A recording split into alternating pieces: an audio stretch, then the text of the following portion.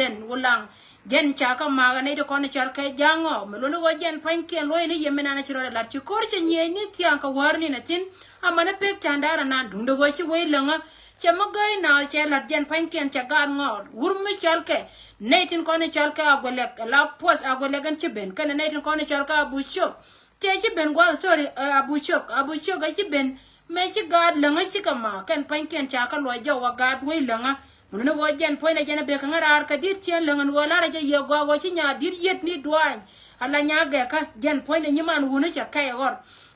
jena ite konte ken bagala go ken pan ken ba gad ken ba ka be chore yer ko jena lar ka ken bi ne wo dor mi chal ka dor chi lenga bi chi lenga ne ka tok jani ne tin ko ne chal ka jango wa bina roi ne ka to dien mulo go jen pan ken chi nya dir yet ni duan ga ka cha kuide che la che kan na man ta ma roi to da na che bela wotina long dum no go barar ko lar yendi ala ne te dial te ko na chi lo ken jetian ka me chiro da lat ka kui ko go che kon dial hi kon ka ko cha je lar go ken pan ken chi ga ben ka cha na cha ka ma pinya ken muno go jen cha gatin kon ni chal ka gad we la nga jen cha ga je jena gad we la nga tin kon te tor me chal ka idome ne te kon ne che nga dor me chal ka ria ko jen chen nyin kana kam dor me chal ka idome ka ne ria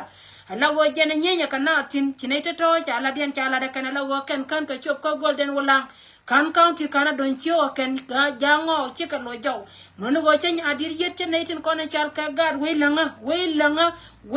cha ya la ta lo ya longan go jen cha gad cha ka gan kan ka joere yer muno go jen menana chiro da lan tamen ba kon jo ka ja kon netin na go pal ne ka kui pi netin konan we dar me chal ka ido me ta jiga ta ga chunga la go nya to la kien ala ka na cha kun gwa da na ko gala ta tin jen tetol muno go jenan la ri tamen ba la ri go lonna ne kon ka pal committee committee lo na ka ba kan ida kon ko yer ko mun la wata da kendera go ba long diri ka gul muno go jen ti nya dir yer cha jango cha ka nyoka malo ya ka ja wala go jen ka ngo wa jen cha do ren cha rat pin dung do go cha bela wotina long in detail bala ri ya la ri ne te kon lo ken dia tiang kamen chiro da lat ka ma go jen ti nya dir yer weram nyaman wuni ni duan ga ka jen cha weram ala gang dor kir kana netin kona ta gwala mo la jidor ma chal ke golden family chalan mo gona jen chala da kana longa la go telo kon ri ma chala ri ganti tieni chiliune wonu kor mo no go jen ka rest in peace roy me jena nan balar ye yene to konta gwala mo ma lay mi dira lonka family ya konta ga gade channel los ko ganga gona ken kana man ken wonu ti liwa ankor kan chaka la parke la ko no man ken ko go ken pan ken kan wonu cha dab ko jen bana ba ka ganga ken ka kui ka me che ka wono chineta loy lar koneti nan tin kone je loy ko go che jango tin kone ta ka bom ka ku medien ken pan ken chi ga bena bana bana pinya ken no go chi ko we no re cha gad we la nga cha ga mai ka bom ala golden family cha ne ro cha ka lo jawa ken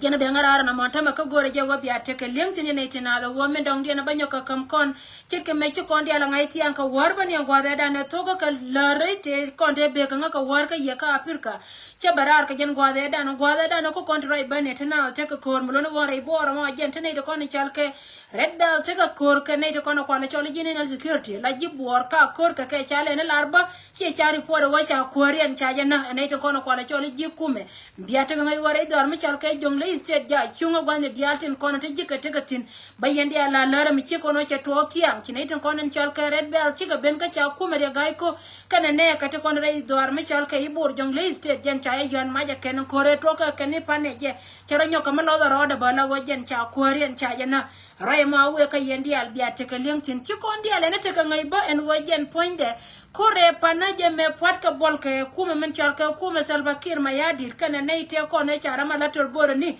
ka mai ken te konte channel ngan go ken pan ken cha dor nan kula gwali de cha kabe ken bayandi ala la go wonta me chandare na me burka ka mabago ka bona me din matel mate kuide ala won dor ta ma chido ne kol ka pinya la go netin konte tin cha ka nyoka ma joye kan torboro ni kana ken te to te konte kai ken kono baba cha na de cha ka joy kon kuma se lokir ma yadi ra ko di report na cha la re we ka sa Sudan kan chi ka te kel kan te to dung do go ken cha na de cha ka joy men cha ka joy chi ka ben kuida kan mi cha bo da cha barakan ka ci ka ben ku da cha ka ben ka cha ka mai cha ka dizam lo no mai te ko ne cha kan bur mi cha ka Johnson ulun kan ne wur mi cha ka e pol nan en go kan bi ka ben ba ga United State ba ka ban na ka ke gen cha ba jo yan te me go cha we cha lo nyo ka ma bo ka je bur ka bo ka ja tin bo we ka me lo de je mo no go ra mo go tok da wa pot go e je go be rol nya war ka go na me good news kan ne tin ko ne cha ka e ga nuori tin ko ne cha mai te pan wo no nga wur mi cha ka e pol nan kan ne ulun ko te ga re te ka lo ai mi di wo de dar mi cha ka United State de wa da ka a je ne cha ya la ka kan mi che ka wo na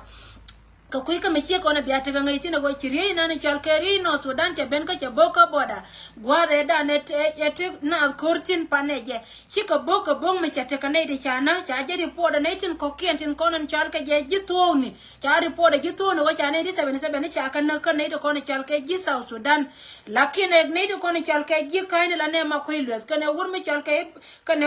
ka Salva Kiir ma yadir ka lurai kon kan cha je report ka nei dang jok mulo wa bana wa ka to ka yedi la ji South Sudan dung do ngai kon dia le go che jen gwade jen kanai te jen dang baro guda baro ka kanai de kon chi do pin ka mana mo cha jala ne dia tin wan tunga na ken tin kon cha jen nan pin lakin ka kai dia ne ji South Sudan te lar ka je ken go ken pan ken chi ka te gwada mo wate kari kel metene ga no re de ga no to kon la no we chi ma no to kan na ne tin kon ko la chole ji South Sudan tin go lo ko ken la wan na te la ka kam ne to ko ken ba na wana ken riye ma wajen cha boko cha nor riye mo jen panken cha jen nor muno no ne ti 77 cha ka report na tin kon cha ka ne ti la ka token lakin ti kuma Salva Kiir ma ya di che report kala ra je gwa ka ne dang jok kona wo ka ne jok we wura mi cha ka Salva Kiir ma ya di ka kui ka mi she ka wona kan tu da ro to chi ka ben muno no jen cha jala ne tin kon cha jen na ken che ji ja ne geng ni en wo ka ne de jen baro guda baro la South Sudanese tin kon to kor wan kor gwa na tene to to ka tin ten lo ka tor bora ne che ne tin kon kwa le chol